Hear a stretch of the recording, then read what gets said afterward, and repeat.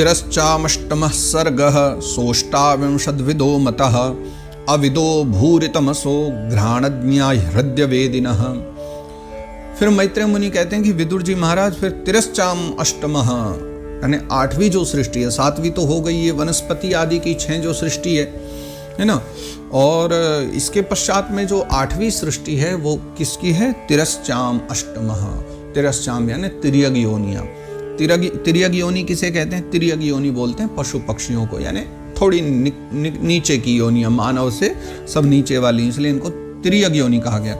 ये कितने प्रकार की है? तो कहते हैं अष्टाविंशद विदो मता। देखो इस श्लोक में तो अब 28 गिना नहीं पाएंगे, इसलिए बताएंगे अगले श्लोकों में कौन से 28 हैं। फिलहाल नाम लेकर के बताएंगे कौन से 28 हैं। फिलहाल आप यहाँ समझिए कि सिर्फ संख्या बताई है कि अष्टाविंशद विदो मतः, कि एक मत के अनुसार, भागवत जी के मत के अनुसार 28 प्रकार की जो सृष्टि है वो तिर्यग योनियों की कही गई है, पशु पक्षियों की। अब उनके गुण क्या क्या हैं? अविदो, इन्हें काल का ज्ञान नहीं होता। जैसे हम लोग देखते हैं ना, भैया सुबह हो गई, शाम हो गई, इतने दिन निकल गए, इतने महीना निकल गए।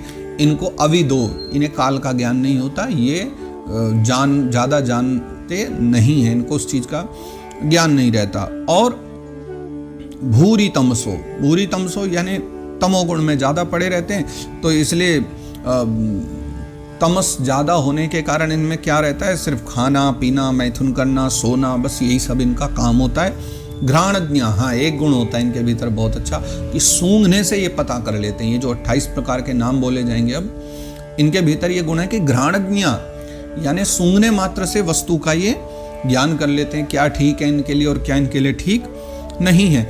और हृदयवेदिनः, अंत में कहा गया कि इनके हृदय में जो है ना, मतलब इनके हृदय में दूरदर्शिता नहीं होती, या ये कहे कि इनमें विचार शक्ति नहीं होती। इसका ये तात्पर्य नहीं कि अपना पराया नहीं जानते, वो सब जानते हैं, लेकिन फिर भी मानवों के समान समझ नहीं होती है ना। वैसे भाव इनके भीतर सब प्रकार के होते हैं, लेकिन फिर भी मानव के समान नहीं होते। और विशेष रूप से ये तिर्यक योनि होने के कारण भूरी तमसो यानी तम के जितने भी कार्य हैं, यानी मैथुन आदि करना, सोना, खाना पीना, बस इन सब में ही ये 28 जो सृष्टि हैं वो अधिक से अधिक लगी रहती हैं। और उसके पश्चात में फिर जो है अभी 28 कौन कौन से आगे के जो हैं 2-3 श्लोकों में, ये 3-4 श्लोकों में लगभग यही बातें बतलाई। तो आइए उनका नाम देखते हैं वो कौन कौन से हैं। गौरजो महिषः कृष्णः श्रूकरो गवयोरुरुः द्विषफाः पशवश्चे में अविरुष्ट्रश्च सत्तमम्। गौरजो, अब ये बतला रहे हैं कि मैत्रेय मुनि कह रहे हैं कि हे साधु श्रेष्ठ विदुर जी, अब सुनिए कि ये जो तिर्यक योनियां है ना, इन तिर्यक योनियों में गौरजो यानी गौ, महिषः यानी कि इसे हम भैंस भी कहा करते हैं, और फिर उसके पश्चात में भैंसा हो गया, बकरा हो गया यानी गौ, अजो यानी बकरी, महिष यानी भैंस, और कृष्ण यानी कृष्ण मृग के बारे में बोला गया, कृष्ण मृग जो हिरन आता है ना वो, शूकरो यानी सुअर, गवयो यानी नील गाय, और फिर जो होता है रुरु नाम का भी एक हिरन ही होता है, उसके बारे में कहा गया है। तो द्विषफा पशवस्से में ये सारे के सारे जितने पशु हैं ना, ये द्विषफ हैं। द्विषफ माने शफ बोलते हैं खुर को, तो द्विषफ यानी 2 खुर वाले। तो कभी आप ध्यान से इनको देख लो, देखना क्या सब जानते ही हो आप लोग। गाय के भी 2 खुर होते हैं है ना, बकरी के 2 खुर होते हैं, भैंस के 2 खुर होते हैं, कृष्ण मृग के 2 खुर होते हैं, शूकर के होते हैं। तो ये सब 2 खुरों वाले जो हैं पशु माने गए, ये सब तिर्यक योनियों में आते हैं। उसके बाद एक शफ वाले यानी 1 खुर वाले जो पशु हैं उनका नाम लेते हैं। ये 22वें श्लोक में कह रहे हैं, खरोश्वोश्वतरो गौरः शरभश्चमरी तथा एते चैक शफाक्षतः शृणु पंचन खान पशून। फिर अब इसके 1 शब्द वाले बता रहे हैं कि हे विदुर जी, फिर ये जो तिर्यक योनियां हैं वो भी सब तिर्यक योनियां हैं, और लेकिन वो थे द्विशफ यानी 2 खुर वाले। अब 1 खुर वालों के बारे में बतला रहे हैं, गधा है ना, खर यानी गधा, फिर अश्व यानी घोड़ा, अश्वतर यानी खच्चर, फिर गौरह यानी गौर मृग जो कहा गया, मृग भी बहुत तरह के ना, फिर गौर मृग हो गया, फिर शरभस, और शरभ और चमरी, ये दो और बोले हैं, शरफ और चमरी। भगवान जाने हम लोगों को मिलते तो कभी है नहीं देखने को, या हो सकता है कुछ नाम आजकल बहुत ज़्यादा अपभ्रंशित हो गया हो। तो शरभ और चमरी ये दो और कहे गए।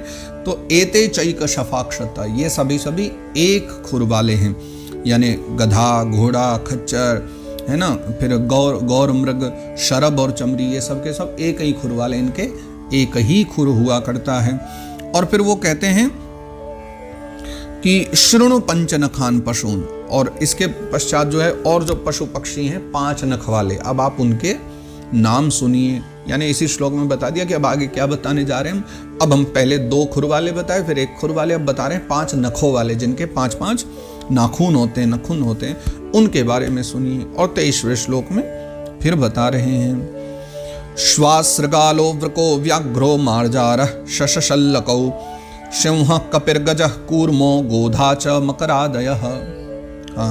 अब ये सब के सब जो बता रहे हैं 5 नख वाले हैं। कौन कौन से? श्वा माने कुत्ता, श्रृगाल यानी गीदड़, वृक यानी भेड़िया, व्याघ्र यानी बाघ, मार्जार यानी बिलोटा, बिलाव जिसे कहते हैं, और शश यानी खरगोश, और शल्लक यानी शाही, फिर सिंह यानी शेर, कपि यानी बंदर, गज यानी हाथी, कूर्म यानी कछुआ, और गोधा यानी गोह जिसे कहते हैं ना वो, और मकर यानी मगरमच्छ, मगर आदि।